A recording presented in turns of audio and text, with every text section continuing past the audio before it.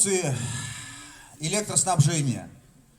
Значит, назрела необходимость, действительно, работы проводились ранее по текущему содержанию и в небольшом объеме по обслуживанию электросетей текущих.